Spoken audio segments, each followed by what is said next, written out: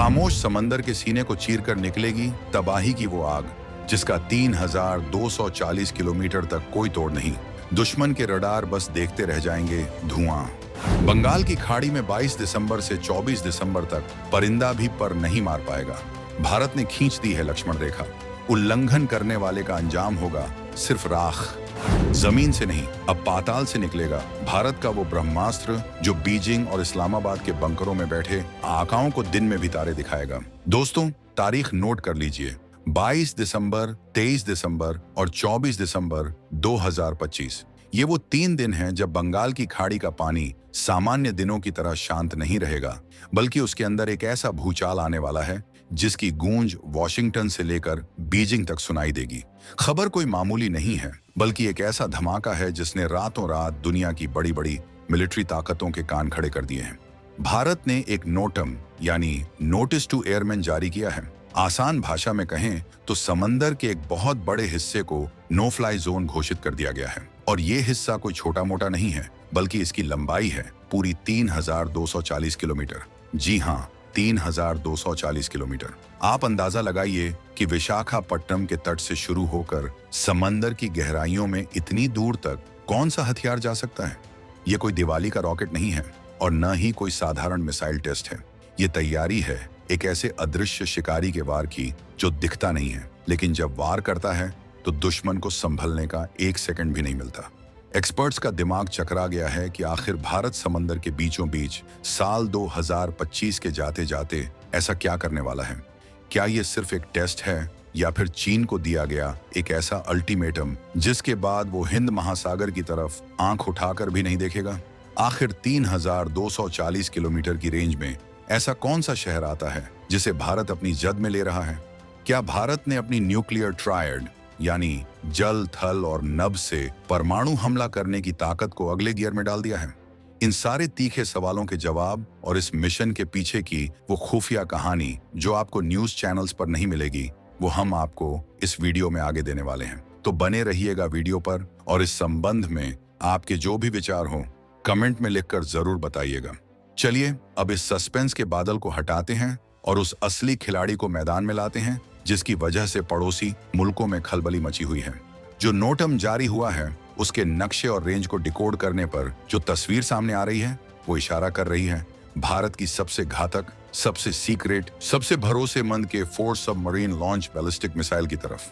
अब आप पूछेंगे कि भाई ये K4 में ऐसा क्या खास है जो इतनी चर्चा हो रही है। तो सुनिए, ये भारत की वो अंडर वाटर बाहुबली है जो जमीन से नहीं बल्कि पानी के नीचे छिपी पनडुब्बी से फायर होती है। सोचिए, दुश्मन को पता ही नहीं कि मिसाइल कहाँ है। वो अपनी सैटेलाइट से जमीन पर देख रहा है, ट्रक खोज रहा है, लॉन्चर खोज रहा है, लेकिन मौत तो उसके पैरों के नीचे समंदर की गहराइयों में तैर रही है। 3240 किलोमीटर की रेंज का मतलब समझते हैं आप। इसका मतलब है कि अगर ये मिसाइल बंगाल की खाड़ी में तैनात हमारी अरिहंत क्लास की पनडुब्बी से निकली तो ये पाकिस्तान के किसी भी कोने को तो नक्शे से मिटा ही सकती है। साथ ही साथ चीन के उन रणनीतिक ठिकानों तक भी पहुंच सकती है जो अब तक खुद को सुरक्षित मान रहे थे। ये टेस्ट इसलिए भी खास है क्योंकि ये सी लॉन्च है। जमीन से मिसाइल दागना आसान है, लेकिन पानी के अंदर भारी दबाव में एक चलती हुई पनडुब्बी से लहरों को चीरते हुए मिसाइल को हवा में भेजना और फिर उसे सटीक निशाने पर मारना, ये टेक्नोलॉजी दुनिया के गिने चुने देशों के पास ही है और भारत ने 2025 में इसे साध लिया है। ये जो 3240 किलोमीटर का कॉरिडोर बनाया गया है, ये वही रास्ता है जहां से ये मिसाइल अपनी रफ्तार और ताकत का प्रदर्शन करेगी। वैज्ञानिक भाषा में कहें तो ये भारत की सेकंड स्ट्राइक कैपेबिलिटी की रीढ़ की हड्डी है। मान लीजिए, खुदा न खास्ता अगर दुश्मन ने भारत की जमीन पर हमला करके हमारे जमीनी हथियार नष्ट भी कर दिए, तब भी समंदर के नीचे छिपा ये ब्रह्मास्त्र बचा रहेगा और फिर वहां से जो पलटवार होगा वो दुश्मन की आने वाली नस्लों को भी याद रहेगा।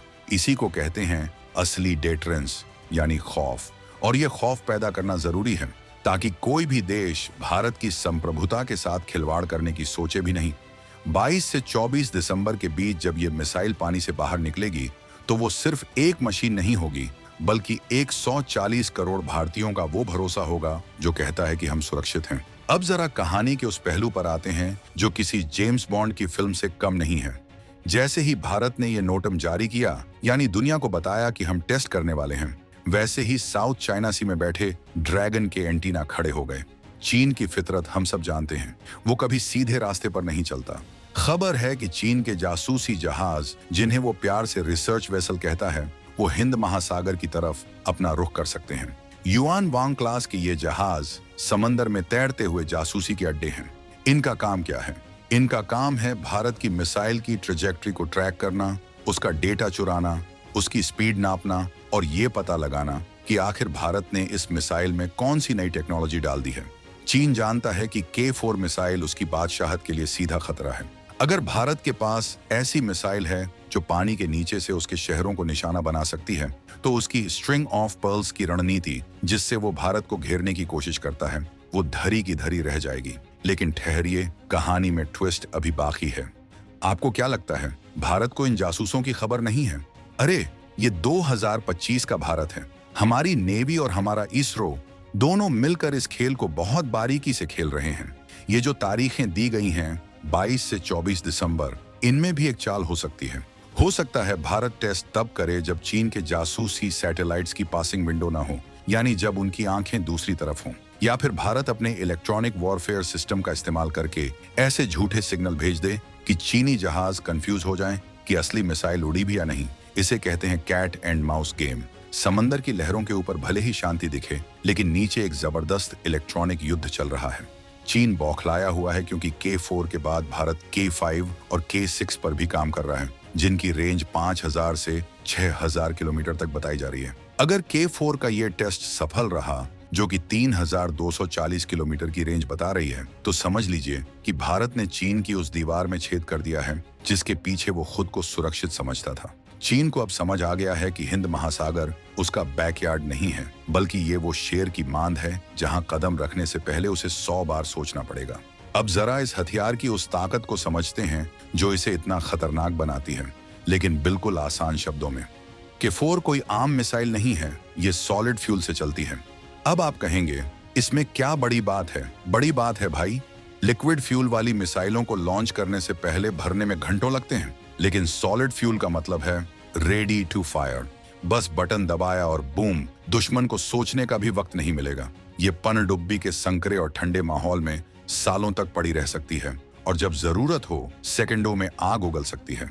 इसकी सटीकता यानी एक्यूरेसी इतनी जबरदस्त है कि 3000 किलोमीटर दूर जाकर भी ये अपने टारगेट के बिल्कुल पिन पॉइंट पर गिरती है। और सबसे बड़ी बात, ये हाइपरसोनिक स्पीड से भी तेज भागती है, मतलब आवाज की रफ्तार से कई गुना तेज। दुश्मन का मिसाइल डिफेंस सिस्टम जब तक इसे देखेगा तब तक तो खेल खत्म हो चुका होगा। इस टेस्ट के साथ भारत अपनी INS अरिहंत और INS अरिघाट जैसी पनडुब्बियों को और भी ज्यादा लेथल बना रहा है। सोचिए, एक पनडुब्बी जो महीनों तक पानी के नीचे बिना ऊपर आए रह सकती है और उसके पेट में ऐसी 4 से 12 मिसाइलें भरी हों। ये एक तरह से समंदर में तैरता हुआ भारत का अभेद्य किला है।